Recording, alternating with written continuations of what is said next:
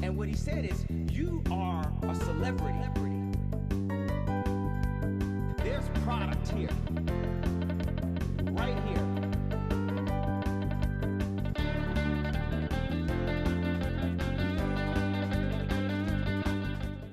Hello. Oh, Welcome back. Episode 10 of the podcast. the centenary. We made it. I'm Luke. I'm joined, as always, by co-host Ollie Gamble. Good week. Good week. Yeah, it's all right. More of the same. The More old of the rat same. race.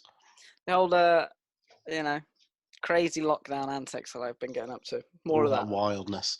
Right, we've not actually got a main topic this week, so we're just going to, well, there's been quite a lot of news, I'd say. Yeah. A good amount of news. There's enough for us to, sink our teeth into. Right, yeah. So first up, this isn't news, but I just thought I thought it would be a nice thing every episode to outline what's gone up on the site since the last episode. So this week there's been two things since the last episode. There was a review a couple of days ago when we were recording this of a film called Darkness. Now this was at Final Girls Berlin Film Festival, which was like a small women-led horror festival. I went to virtually. I wouldn't say I went to Berlin because that would be an abhorrent abuse of the rules.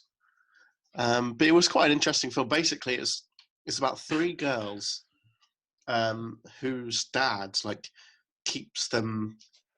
It's like Room, kind of, in a sense. He keeps them at their home. They're not allowed to leave because he tells them there's been an apocalypse. Or 10 Cloverfield Lane. All that, yeah. Also, 3096 Days. You seen that? Or Goosebumps. I haven't seen Goosebumps. I tend to avoid things with Jack Black. That's a terrible take. Have you seen he's been cast as Claptrap? That's in the news section. Is it? Oh, no. No, it's not. That's just an extra bit of news. Yeah. He's a talented guy. He's very funny. I like him a lot. He's a YouTuber. Jablinski. So anyway, aside from that. Jablinski Games. What's that? That's his YouTube. Ah, I've never watched his YouTube. I don't think I ever will. He's very talented and funny. So yeah, this film, where were we? Prior to the Jack Black discourse.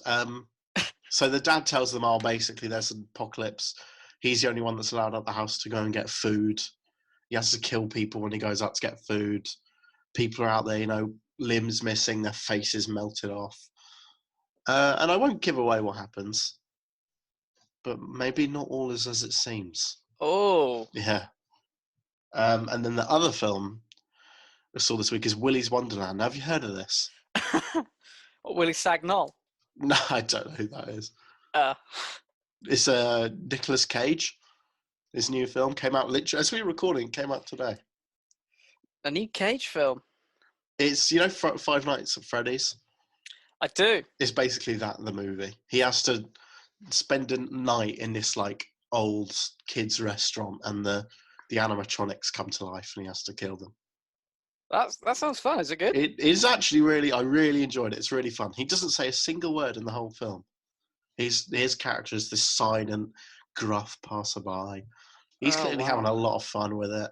There's teen characters who also are at the restaurant, and they're nowhere near as interesting, but obviously they're just there to get chefed by the monster. Right. Monsters. But no, it's a very, what did I say? It's a very brutal switch your brain off B movie. And I'd watch it. I do a module on B movies. Really? That's quite interesting. Yeah. What kind of thing? What kind of thing you're touching on? Well, we watched the Three Musketeers from 1936. I've never heard of that. To be fair, it wasn't that bad. It could have been it was quite bad, but it wasn't offensive. Did it do justice to the Musketeer story? Musketeers. What's the difference? Spelling. It's a different word. Just spelling. So that's what's out this It's a clever play on the Musketeer idea. It's and the works of Alexandre Dumas. Have you ever seen the Musketeers? I think I've heard of it. Mickey, Donald, and Goofy. They're the three. It's a really, really good film. Probably Really? Disney Plus. I recommend that. So I cancelled. You cancelled? Oh, okay, we'll get to that. Okay. Malcolm and Marie. Have you had a chance to watch that this week? No, I don't. I don't. You don't have a chance. I haven't had a chance. Well, I like Zendaya though.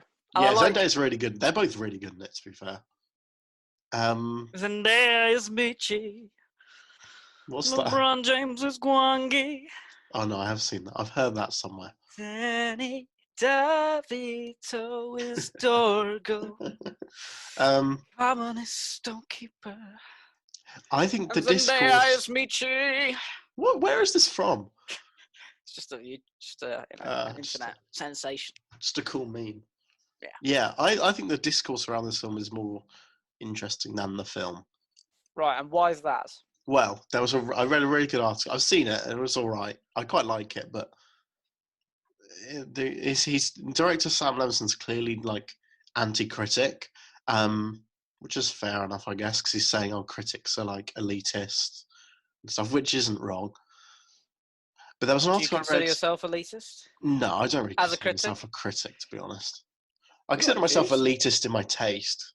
Because, I mean, for example... But you don't like Jack Black?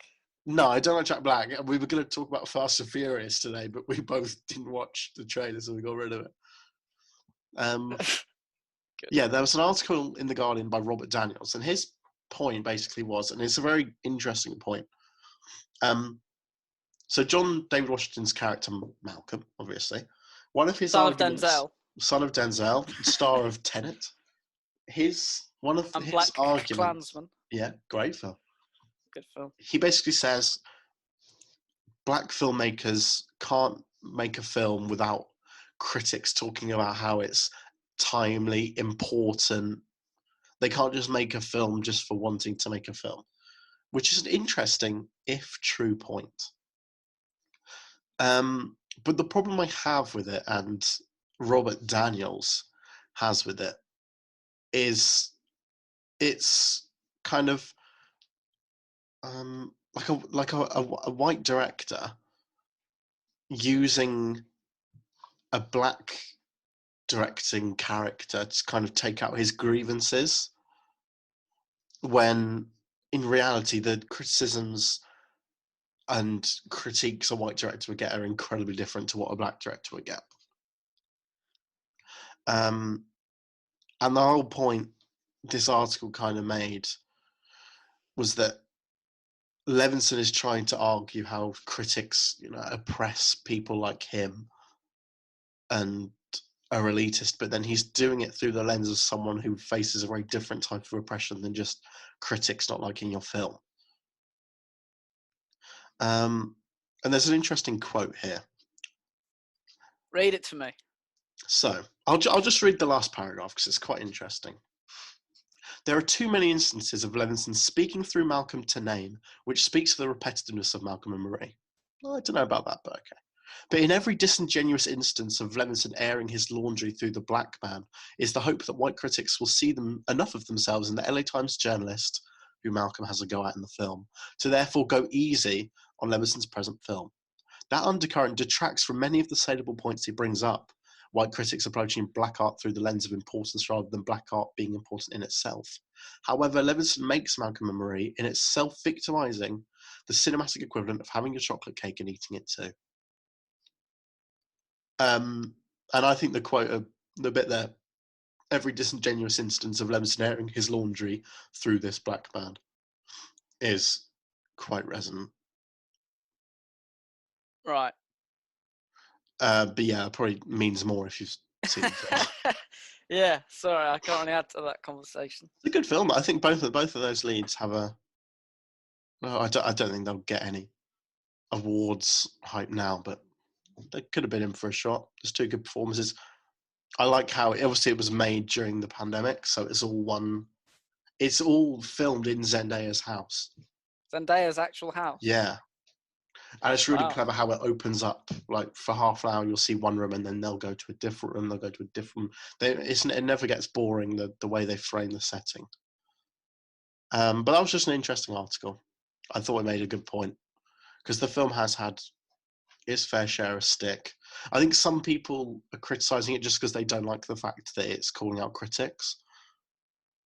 Right. But I don't mind that it does that, because as a filmmaker and a screenwriter, he does have the right to. I just think the way he does it maybe isn't the most thought out way of going about it. Right. That's Malcolm and Marie. There's been quite a bit of award news this week. Has there? There has.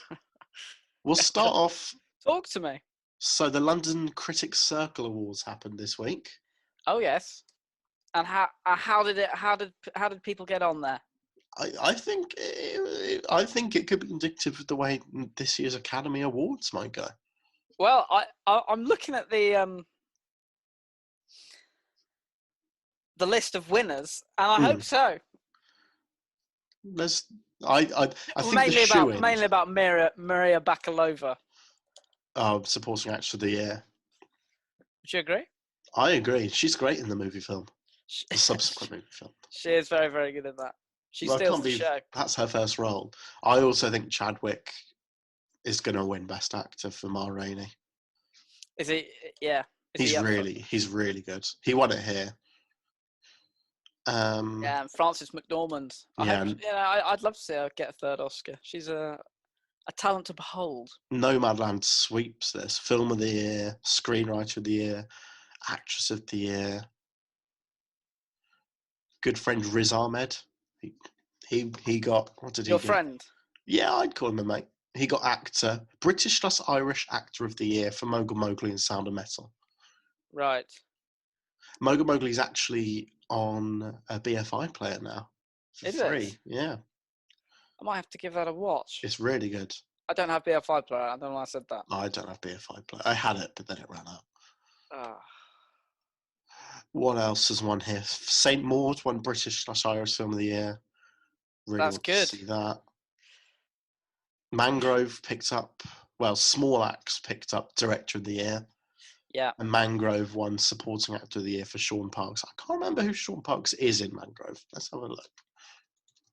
Sean Parks. Mangrove. My guess would be he's the main guy. He's a support. Yeah, but because it's Small Axe. One of many. Yeah, I think he is. Yeah, Frank Critchlow. Yeah, he's great in that. So that's understandable. Another round, Foreign Language Film of the Year. I think that'll probably do the same at the Academy Awards. Yeah, I think in terms of Academy Awards, Nomadland is probably going to. It's probably the favourite. Which it looks great. Looks very good. When is it coming out? Here. March. Oh, that's so far away. Yes, it is, unfortunately. I'll be watching that the moment. It looks like the kind of film you want to go see on a big screen. Yeah, you want to be part of the crowd for that. But I've been looking into some of Chloe Zhao's earlier work, and it sounds like a talent to behold. Are you going to watch her upcoming Marvel film? No. Have you heard? This isn't on the news. I mean, we are in the news, so it's relevant. She's signed on to direct a Dracula reimagining set in the future. It's going to be like a cyberpunk version of Dracula. Oh. You see, on paper, I don't like the sound of it, but I think she is probably... It does seem like she's moving away from what sort of has made her... Yeah. You know, I saw it wasn't really an interview, it was sort of a video on where she was talking about Terrence Malick's The New World and how much of an influence that had on her as a filmmaker. And all three of, I think she's only made 3 films, I might be wrong. But her first 2 films are both sort of set on Native American reservations. And then obviously Nomadland is also sort of set in the American West, in a sense, but in modern times. It's her bread and butter. And I think she sort of she likes to film, you know, the vistas, the landscapes. So it's interesting that she's sort of going for now the big, you know, big money with, you know, Marvel Dracula. It's kind of landed quite nicely with Marvel because she's doing Inhumans, which was meant to be out November last year. So they've obviously got her before Nomadland was anywhere near what it was. That's quite a coup from them. Yeah, well, they do seem to give, but all the big sort of franchises seem to. They give people a go. Yeah, even though it eventually fell through. Colin Trevorrow got Jurassic World based on, an indie film. Safety Not Guaranteed, and then he got Star Wars Episode 9. Obviously, that fell through. He lost that. It would have been better if he'd done it. Yeah, I mean, it probably would have been. That was a really unenjoyable film. Matt Reeves. He did those Small Planet of the Apes films. I'm looking at it. Oh, he did Cloverfield. Okay, I was going to say that. Yeah, but that is a small film. Yeah, it just got big. They've announced a sequel to Cloverfield. Another one? I think it's ignoring the other ones. It's going to be like a direct sequel to the first one. Oh right.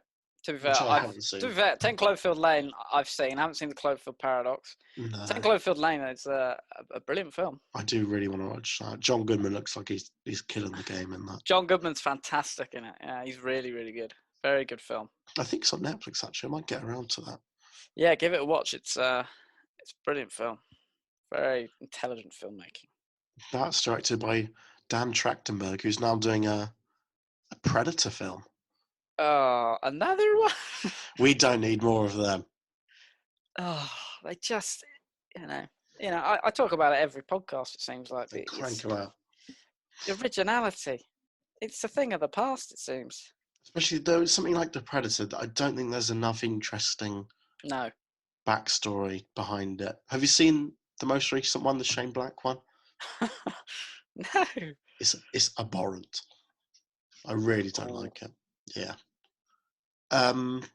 But we have had some Oscar news this week. We talk London Critics Circle. Let's talk Oscars. Let's talk Oscars. What's the news? I don't know the news. So I'm not sure 9 categories. The shortlists have been announced. Now, before you get your hopes up, none of the big categories. Right. Although we do have, we've just been talking about another round. We do have international feature film. Another round is in there. Oh, it is.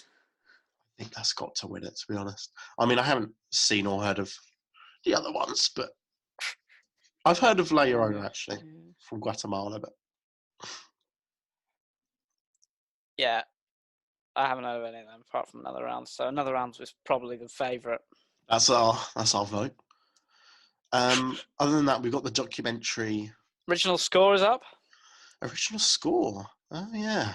The Five Bloods, Jingle Jangle, A Christmas Journey. Let's go. It's a Christmas Netflix film. We started it, but we were both very tired. Wow. Myself and my beautiful girlfriend, Chelsea. Oh, I have heard of this. It's Forrest Whitaker. We watched 40 minutes and it was good. It's a shame we didn't finish it, to be honest. But yeah, it's a musical. Oh, no. And it's called Jingle Jangle, A Christmas Journey. I think Soul should win. Soul does have a very good soundtrack, both the sort of jazz stuff and the Trent Reznor and Atticus Ross stuff. I would like that. But I don't know who. I wonder who it would be. Is it all 3 that would get nominated? Tenet does also have a very good soundtrack. Ludwig Göransson. Yeah. Your favourite producer, of course. When I was 15, I'd say. Minari, nice to see there. Mank. Ammonite. I saw Ammonite. I don't remember the score being anything of note. Yeah, I presume original score is only 5 nominees, isn't it? Yeah, so this will. Maybe Jingle Jangle might not make the final cut. That would be a tragedy. That would be a Christmas tragedy. Original score we've got as well. There's a song from Borat's subsequent movie film here. Oh, an original Borat song. Wuhan Flu, remember that? Wuhan Flu. I don't remember. Do you not remember it's the one they sing at the rally? You know when Borat goes on stage, he isolates with those like Republicans, and then they go to the anti-COVID rally, and he gets up on the stage and starts singing a song, and everyone chants in. Yes, I don't know whether I'd class that as an original song eligible for an Oscar. I doubt that'll get in the nomination. Rain Song from Minari is in there. Make It Work from Jingle Jangle: A Christmas Journey's there. Oh, Judas and the Black Messiah's got nomination. Mulan, One Night in Miami. Great film. Hear My Voice. Still need to watch that. Then what else have we got? Visual effects, Birds of Prey. Love Birds of Prey. Though I think kids for that film's for female girls. it's not. Girls. It's for people who like good cinema. What else is in this category? I think Tenet might win visual effects, considering they literally blew up a plane. Yeah. I feel like no. That was nothing practical else. effects. Yeah, I don't know what else could really compete with that. Yeah, but surely all the visual effects of just stuff going forward and backward at the same time. Yeah, that was also quite impressive. It's one of those things you see, and I just want to know how they did that. Live action short film. Have you seen any of them? The Letter Room. That's I actually read about that yesterday. That's directed by Oscar Isaac's wife. Really? Is it on Yes, anything? and he's in it. Ooh. Yeah. I'm gonna watch that. Oh, I do think I've heard of this. How long is it? Aaliyah Shawkat's in it. I've heard of her. What else have we got? Animated short film. I've heard of If Anything Happens, I Love You. Oh, pardon me. Visual effects. I'm only on visual effects. Soul, Tenet. I mean, Mank. Jingle Jangle's up for quite a few here. Makeup and hairstyling. Oh, yeah, no, it does have good makeup and hairstyling. It could. Documentary feature, actually. That is probably a I don't think I've MLK, seen any. FBI. Oh, no, I've heard of that. Boys State's meant to be very good. Crip Camp, I think, is on Netflix, but I haven't My seen. Octopus Teacher, I've heard of. I don't know why. The Painter and the Thief was at London, but I didn't watch it. I can't remember why. When else? That's quite an interesting list there. We're obviously Team Jingle Jangle. Jingle Jangle all the way. We get the full nominations on the 15th of March. We'll obviously be talking about that when that drops. 15th of March, is it? That's a Yeah. long time away. Month. We've got 1 month to watch Jingle Jangle 31 times. Oh. Next up. What's next on the news list? Did you watch the Super Bowl? I watched the whole thing. It was a good. It wasn't impressive. A good game. Did you catch the trailers? I didn't catch any of the trailers. I was watching the BBC coverage with Mark Chapman, Osi Omeniura, Jason Bell. Mark Chapman's the guy. Mike He Douglas. does Match of the Day too, doesn't he? Mm. I didn't realise he was an American football guy as well. Oh yeah, he presented the NFL show for ages. Oh wow, I was impressed with this knowledge. That's why he had such a rapport with. Yeah. With there was a real back and forth. Oh, it was beautiful. They're I great. enjoyed it. Osi and Jason are great. Mike Douglas. Didn't get the whole way, but you didn't finish it. No, I think he got to about 2:30, and I was like, the game's pretty much done and dusted. It was, yeah. Let's hit the hay. There were trailers. And what were they?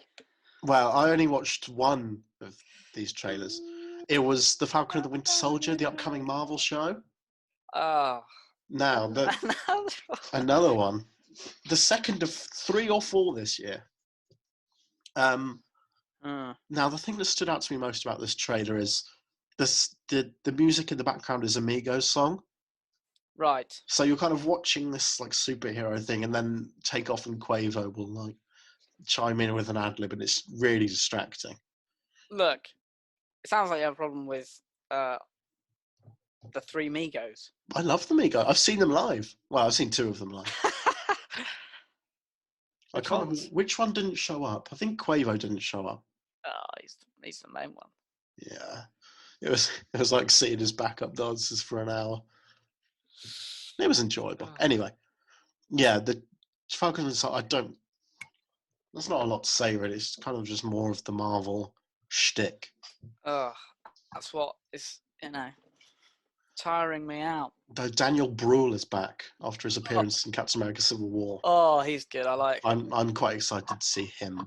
He's just the tone of Marvel films, and this obviously is not a film, but the whole comedy all the time, quippy back and forth, it just gets a bit tiring.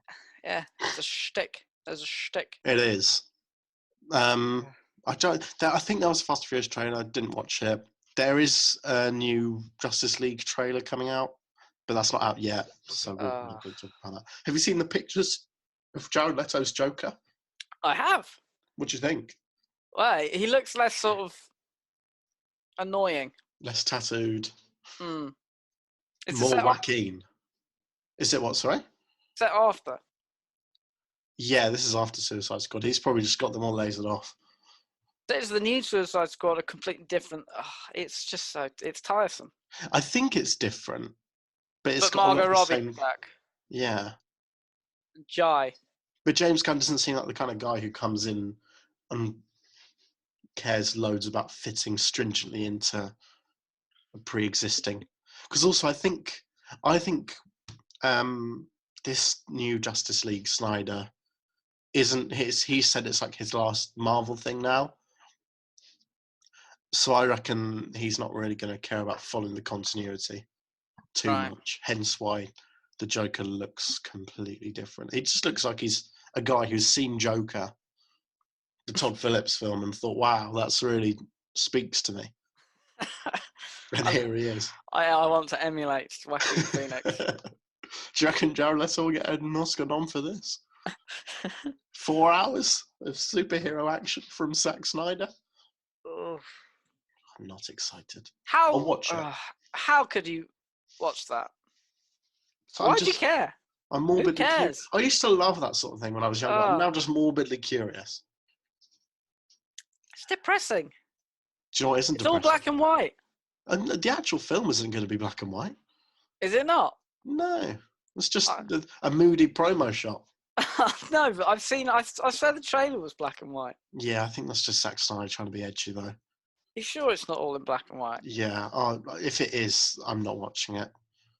Which isn't against black and white films, but it's against Zack Snyder thinking he's more than Zack Snyder, which he is not. That's not far away now. I think that's next month. I think it's the 18th of March. They still haven't announced how it's coming out in our little old United Kingdom. But Very United. I don't really care about that. Good news, though, for fans of the film Dune by Denis Villeneuve. Oh, yes. I love Timothée Chalamet. I love Zendaya. Yeah. I love Javier Bardem. I love Oscar Isaac. I love Dave Bautista. Jason Momoa. I love Jason Momoa. I love Rebecca Ferguson, not the one on X Factor. Oh, I forgot about her. She was good. So, good news. The international release has been moved up to September the 15th. That's good news. That's actually good news. That means we're only, 7 months away now? You counting it down? I'm counting it down. I might get on those 18-month calendars. That would be really sad, and I'd probably judge you for it. You'll be seeing the film as well, I'm sure. It needs to happen. Really? You're not going to support it in the cinemas? This guy doesn't care. I'm going to watch it in the cinema. You have to see it on a big screen. You do. The big soundtrack. Hans Zimmer, probably. Oh, the huge worm. The Alaskan bullworm, probably. That big worm? Yeah, it's from SpongeBob. Show you my big worm if you want. It's all right. Don't worry. That's good news. There's other good news as well. And I purposely haven't written... I want to surprise you with this news. Well, I've written the part of the news, but not everything. So, they've announced the title for the Sonic the Hedgehog sequel. You know, the one that came out last year? It's called Sonic the Hedgehog 2. Yeah. So that was a surprise. Yeah, because they kind of hyped it up on social media, and then it was just Sonic the Hedgehog 2. Yeah, I did see that. But the 2 has, Tails has the, interesting... Tails is going to be in it. Tails? Well, no. So here's a spoiler alert for the first one. Tails is in the first one. There's a post-credit scene where Tails appears looking for Sonic and then flies off. I really like that film. I don't know why. I really like it. I'll have to give it a watch. It's on Sky. You can watch it for free. Or Now TV, I guess. Our next bit of news. This is something I'd like you to take the lead on because I think it's your area. Gina Carano. No, we'll get to that. I've got some funny stories. But this is Mandalorian related news. Yeah, this leads in quite nicely. Pedro Pascal, star of The Mandalorian himself. Din Djarin. That's his name. I get that. He has been hired by HBO to play Joel Miller in the upcoming adaptation of Naughty Dog's The Last of Us. Yes. And when I first saw it, I was intrigued. I thought, oh, that's interesting. But I think it's very astute casting. Now that I think about it, I'm I excited. hadn't thought of it, but there's a visual similarity. There's definitely a visual similarity. Especially, I feel like in the second one they slightly altered his look a little bit. He looks more like the one in part 2. Are they planning on adapting part 2 as a series as yeah. well? Yeah. And they said that the TV series will delve into, stuff that, you couldn't fit in a game because of, the constrictions of a game. Having to play it. Yeah, so hopefully we'll see maybe more of, More I don't know. I'm very excited for it to just dive. I think that it's one of the most interesting post-apocalyptic worlds Period. that have been. Period. And it is basically zombies, but it's a cool, unique twist on zombies, which I love. But that's not all. There is more news. No way. Bella Ramsey, another Game of Thrones alumni. Who is she in Game of Thrones? She's Lyanna Mormont, the little. Oh yeah. She's very brilliant. She's brilliant in that. She is. She stole every scene she was in, pretty much, with her, her fierce, headstrong woman she was power. The star of season 7. It's the only good thing about it. She's playing Ellie. Sorry, I had to sip of water. Yeah. She is playing Ellie Williams, I think is her surname. That's quite exciting. Which is exciting. And a lot of people, sorry to interrupt you, a lot of people on Twitter have sort of been saying, they don't look like them. But who cares? They look enough like them. Surely it's going to have its own spin that it doesn't need to be. But then I've also seen people saying that Elliot Page should be playing Ellie. I don't think he'd want to do that. Which is funny because firstly, Elliot once, complained to Naughty Dog about using her at the time, his likeness. Yeah. And then the other fact is Elliot Page is a 32-year-old something man, and Ellie's a 14-year-old girl. Yeah. So those 14. She's right. And obviously, I think it's great casting. We've seen Bella Ramsey play a not related to Ramsey Snow. She's in the HBO family. Yeah, she's already in the HBO family. It's very exciting. So is Pedro, to be fair. Yeah, so is Pedro. Both not in it that much, but both, fan favourite characters. Pedro Pascal's having one hell of a 2020, 2021. Yeah, so we will be seeing Pedro Pascal once more begrudgingly becoming a father figure to something very, very lovable. Not quite as endearing as Baby Yoda. Not as cute, no. No. But probably human. more dialogue. Absolutely more human. Yeah, more human. Which leads us on to our last topic of the week. This is exciting. This is pretty big news. Gina Carano. What, the wrestler? The wrestler turned actor who Was she a wrestler? Was she MMA or something? MMA. Right. Played Cara Dune in Pedro Pascal's Mandalorian because he owns that show. She's out. She's out? She's out. Oh. Lucasfilm have cut ties with her after an onslaught. Is it because she's a bad actress? Well, hopefully that's a contributing factor, but I think it's more onslaught of inappropriate social media activity. Now, my favourite part of this news, and I had quite a fun day yesterday because I was just on Facebook groups just arguing with conservatives. And there was a favourite comment. I'll read out some of my arguments at some point. But there was a favourite comment I saw. Right. On one of these groups that said, it was like in response to this, it said, "Welcome to communism."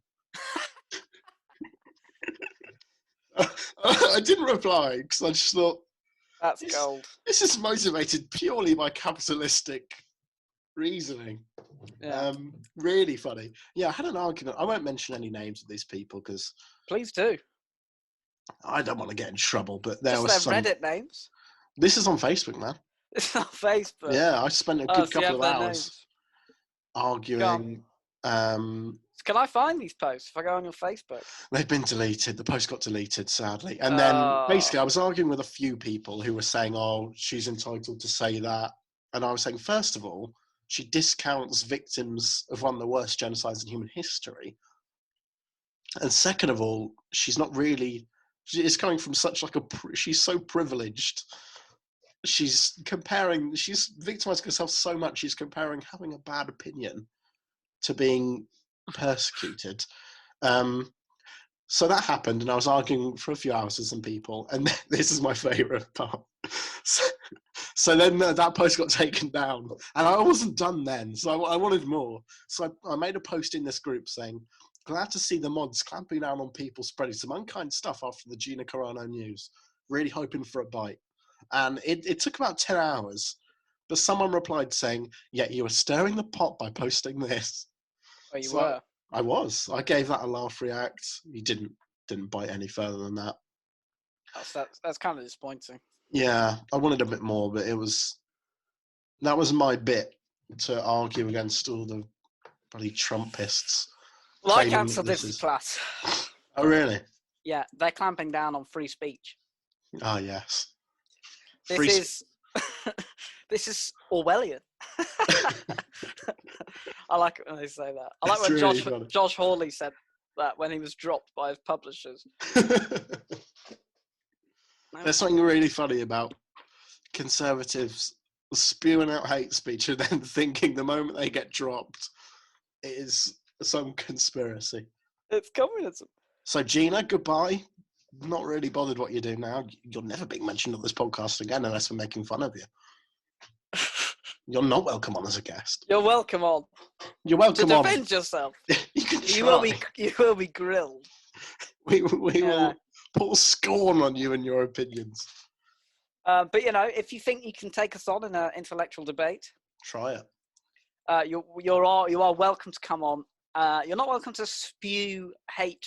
No. You're welcome to make reasoned points. That would get edited out. That would get edited out, and we'd make you look a fool. We would. I'd shake up. I love the argument they use, where it's like, oh, you can't debate me with any reason, so you just retort to insults. Yes. On Facebook. So, cheers for that. Thank you, Gina. Goodbye now, Gina. See you. Hopefully never. Unless you come on, obviously. A friend of the show has a crush on you, though. So that is true. Link him. I'll send you his number. And last, well, that's the news. I would say I'll get it to you through your agent, but your agency dropped you. So forgot about that. Roast. Now I've got one recommendation before we leave. Which kept it short, breezy. We've covered a lot of ground. This is like a 400-meter race. Yeah, we're normally going to 1500. Yeah. So obviously last week we were talking about A Quiet Place Part 2, and you were saying, "Oh, I haven't seen the first one." Well, now's your chance. I haven't. Monday, so the night this goes up, 9 p.m. on Film 4, you can catch A Quiet Place. Will it be on all 4? It's a great. I couldn't say for certain, but probably. I feel like most stuff goes on all 4 now. Yeah. I remember Deadpool 2 was on there for a while. With Julian Dennison. Yeah, sure. Gina Carano was also in that, actually. I thought we weren't mentioning her again. Oh, yeah. She's already... Bumblebee's on there right now. Not planning on rewatching that. You don't like Hailee Steinfeld? I don't dislike Hailee Steinfeld. I just don't like Transformers anymore. I like Hailee Steinfeld. She's got some good songs, but I've never really seen her in much. I've not listened to her music. There's one called Starvin'. True Grit? Oh, I haven't seen True Grit. She's in Spider-Man to the Spider-Verse. Apparently. I wasn't as hot in that film as some people. Yeah, I'm looking at what's on. Pitch Perfect 2. White God. Oh, I've not heard of that. Donkey Punch, Enduring Love. The Guilty. Oh, look, The Guilty. It's on all 4. What's that? The Danish one. The Guilty. I talked about the American remake. Oh yes. Oh yeah. Although I'm pretty sure it's still on Netflix, so it's kind of pointless. Oh, this is the set. Well, for those who don't have a Netflix subscription, there's Yeah, There's you've your got way in. 14 days to watch The Guilty. quick. The Danish with subtitles, but the Danish language is beautiful. You get to enjoy it in its fullest Yeah. immersion. That is. Okay, well, Ollie, it's been a classic. Yeah, another good episode. We've rattled through the news. Congratulations. Here's my bank account number. So if you got this far, you can buy yourself something nice. I'm joking. I'm not that stupid. There'll be a picture on the video version of this podcast. The joke is there isn't one. Of my bank account details. So thanks for listening. Buy yourself something nice. Watch Jingle Jangle before the 15th of March. Before the 15th of March. Watch The Guilty before the 26th of February. And watch A Quiet Place on the 15th. And most importantly, keep it breezy. See you guys. Stay safe.